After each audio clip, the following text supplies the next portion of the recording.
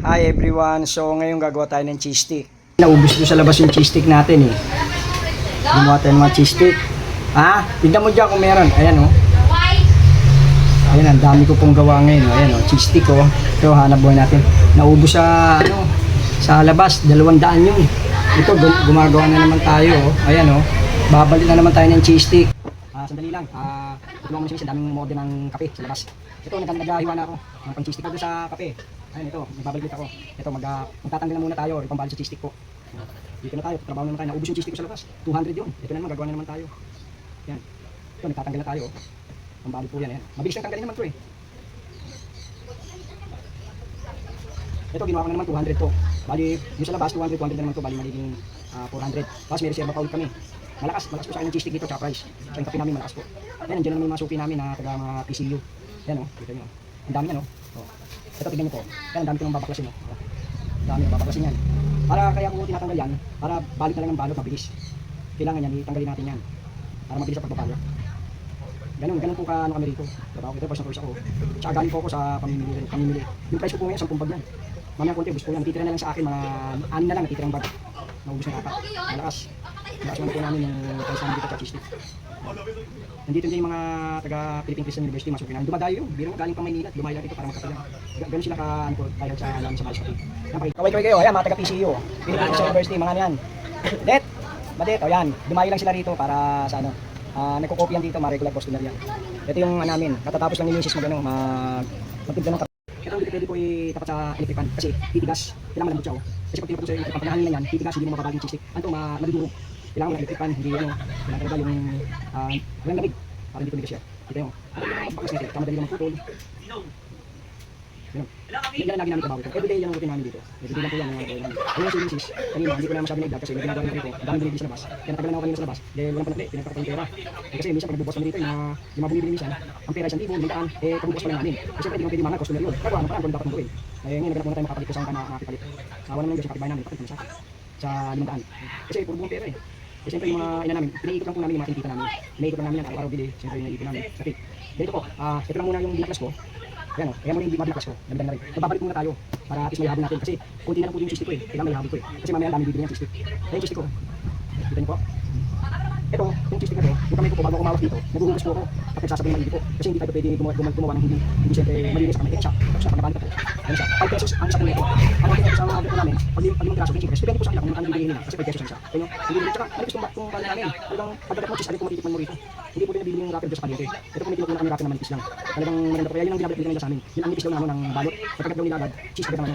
Tsaka, sinasarapan ko yung ano po nito. Yung may tatlong flavor to eh. Depende sa kanila. Kung gusto nila ng sour cream, kung gusto nila ng barbecue, kung gusto nila ng cheese powder. Yan, mamimili po sila. Minsan nagano yung iba, gusto nila sour cream, gusto nila barbecue, gusto nila cheese. Yun po talaga.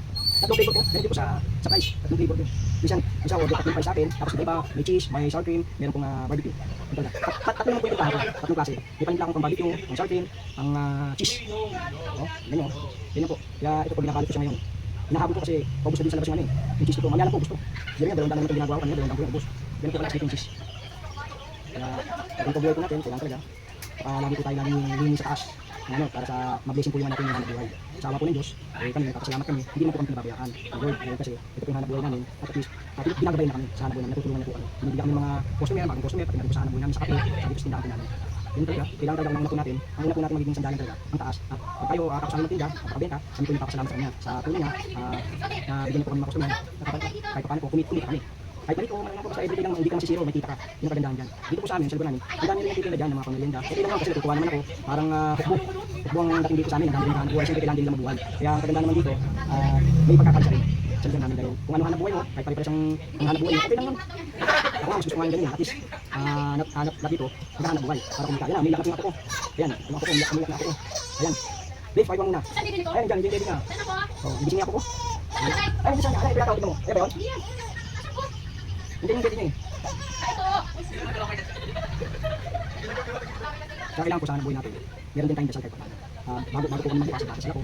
Siya na bahala sa amin, nabili na kami ng customer. Yan, kita mo, tama ko. Order ng price. Sandali lang po galang tayo, may order ng price. Yan lang po talaga. Pag wala na tayong customer, pag wala nang ginagawa, babalik ng cheese. Tapos, walang customer po, babalik ng cheese. Yung customer, hindi po. Kasi, may order. Kasi babalik po ulit, hanggang dito muna po ito. Ito, dito ng cheese ko, bilang nabili mo. Huwag kasi ang namin ba sa kanya. Nabili na po nila tayo. Kakit muna tayo, muna. Ayun tayo. Mga Pakitin.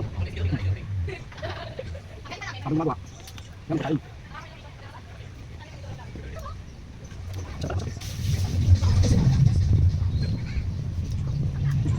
Sa'yo na ako tayo balot.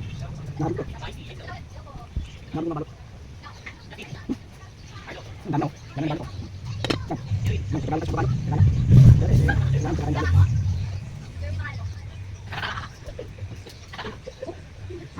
Si mama mo, bumili siya. Tama diya kayo yung yan. Yan, pipilihan mo yan. Pipilihan mo balot.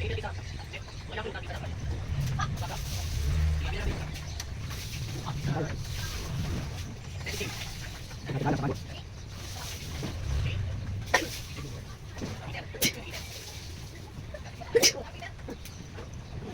Bigyan ako, kapit na ako. Kapit na tayo, hindi ko man bibili. Kapit tayo. Ito.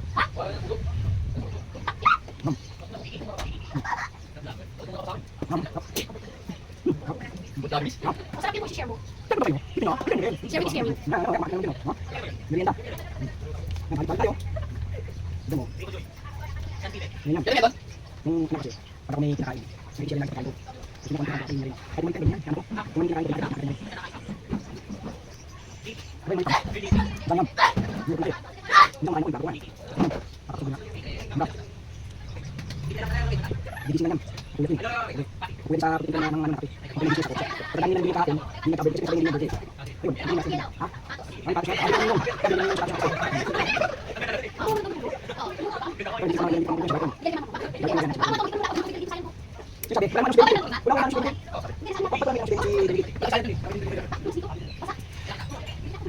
Ito yung nakasama namin. Kasi ito mo ulam.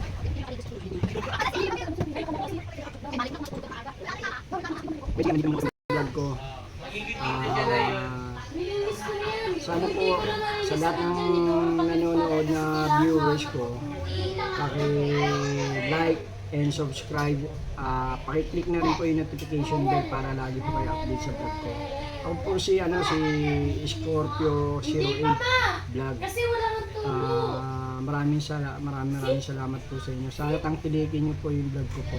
Ako po kasi puso nagpapasalamat sa Panginoon Diyos at lalong-lalo na po sa mga nanonood ng vlog ko po. Ingat po kayo lagi. Maraming salamat po. God bless po sa inyo lahat. Salamat. Bye-bye.